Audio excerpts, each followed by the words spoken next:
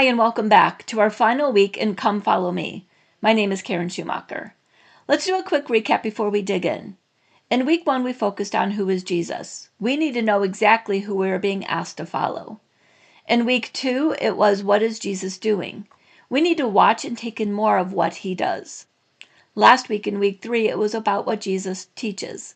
We need to listen and learn from his teachings because this week is about go and do. Now, what exactly is Jesus sending us to do? Well, let me start with a simple question. How many of us have ever learned something but didn't actually do anything with it? We've read books, we've attended trainings, we've heard sermons, we've taken the notes, but action, that's where things slow down a bit. And here's a truth we see all throughout the Gospel of Mark. Jesus never called people to just learn, he called them to move. Discipleship is not about sitting and knowing, it's about going and doing. So today, we're going to walk through several moments in Mark where Jesus shows us exactly what that looks like, what our role is, what God's role is, and what it means to live out our faith in real life. Let's begin in Mark chapter 4. Jesus is teaching crowds, and he tells the parable of the sower, a farmer scattering seed on different kinds of soil, the path, rocky ground, thorns, and good soil. When Jesus explains the parable and the short teachings that follow, he gives us a whole framework for what it means to be called to share the good news. When you read them together, they form a kind of ministry manual from Jesus. How the word works, what to expect, what our role is, and only what God can do. The farmer doesn't analyze the soil first. He doesn't target only the good ground. He scatters. The lesson is simple. You are called to sow, not select. We tend to hesitate. They won't be interested. This might be awkward. I'll just wait for the right moment. But Jesus shows us that faithfulness matters more than efficiency. Don't prejudge who will respond. Don't wait for perfect conditions or ideal people. Share the gospel widely, trusting God to handle the soil. And we should expect different responses and not take them personally. Jesus names 4 kinds of soil, and yet only one produces lasting fruit. That tells us something important. Some will reject immediately. Some will respond emotionally but fall away. Some will believe but get distracted by life. And some will grow and multiply, which means this: rejection is not failure, it's expected. You are not responsible for the outcome, you're responsible for obedience. We also need to guard our own hearts as messengers. Before you can sow well, you must be good soil. Jesus warns us about Satan stealing the word, which are distractions and doubt, or having shallow roots with no depth and no endurance, or thorns, which is worry or desire for other things. You cannot lead others where you are not going. Your effectiveness flows from where you are rooted. Then Jesus tells the parable of the growing seed and says the seed grows, though he does not know how, he being the farmer. That is incredibly freeing. You don't change hearts. You don't force growth. You don't save people. Your job is to sow. God's job is to grow. Jesus follows this with the parable of the mustard seed, the smallest seed becoming a sheltering tree. Never underestimate a small act of obedience.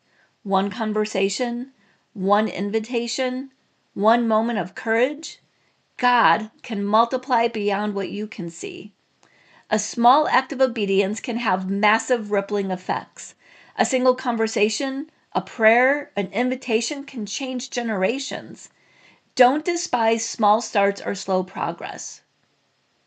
Then Jesus asks, do you bring a lamp and put it under a bowl or a bed? No, instead, don't you put it on its stand? Mark 4, verse 21. Truth isn't meant to be hidden. It's meant to be shared. If God has planted something in you, truth, hope, encouragement, it was never meant to stay with you. But here's what we tend to do. We wait until we feel ready. We wait until we know more. We wait until we're more confident. And Jesus says, if you received it, you can share it.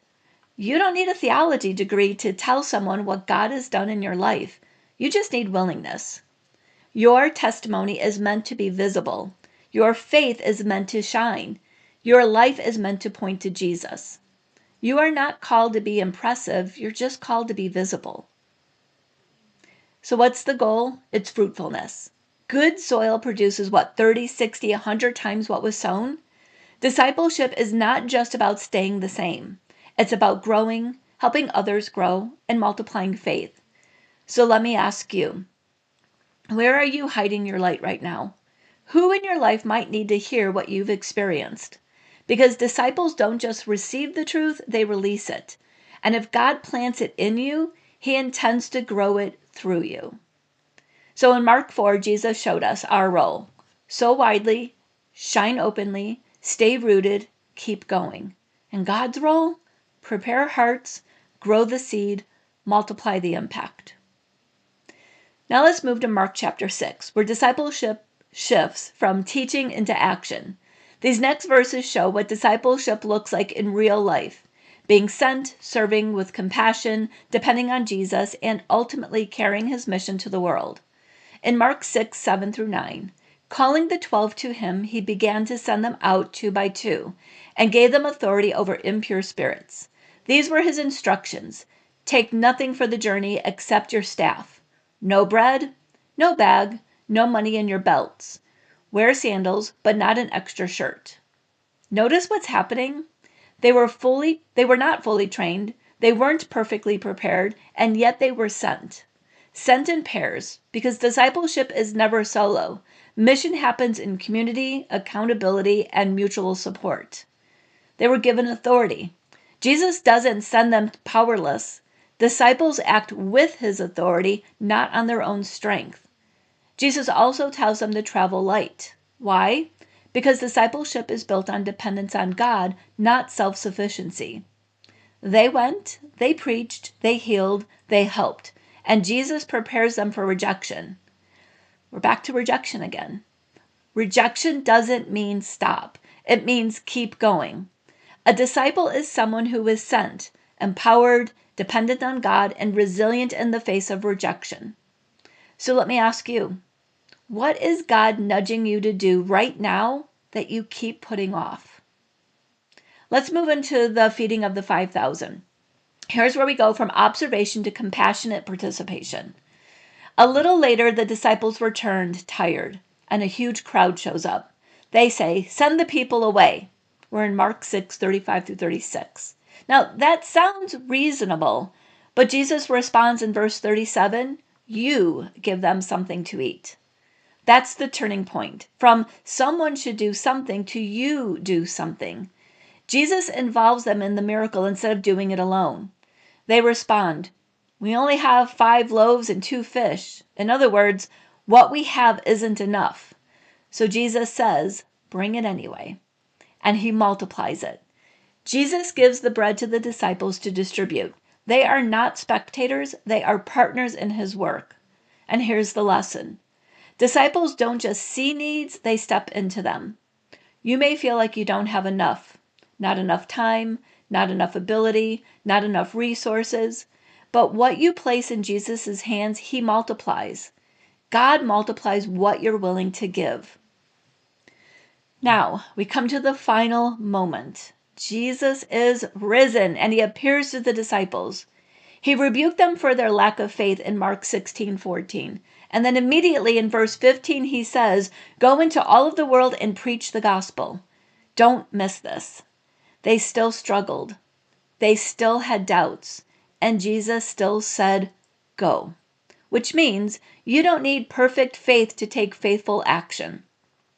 Think about Peter stepping out of the boat. He didn't wait until fear was gone. He stepped out while fear was still present. You don't stay in the boat and follow Jesus. At some point, you have to step out. So let me ask you, what is your boat? Is it comfort? Is it fear? Is it control? Because you will experience Jesus in ways you never have before when you move toward Him in faith. All right, let's bring all of this together. When you place these passages side by side, you get a full picture of what Jesus expects from His disciples. In Mark 6, 7 through 13 is the sending. You are called, empowered, and sent. In Mark 6, 30 through 44 is the serving. You participate in Jesus' compassion and trust him to multiply your offering. Mark 16:14 through 16 is the commission. You carry the gospel to the world with confidence in his authority. Together they show identity. You are a sent one. They show posture. You depend on Jesus. They show practice. You serve people with compassion. And mission, you proclaim the gospel everywhere. Partnership, Jesus works through you, not apart from you. Discipleship is not just learning, just listening, just believing. It's sharing the truth, it's serving people, and it's stepping out in faith. So here's the question I want you to sit with this week. What is one thing you will go and do? Not 10 things, just one.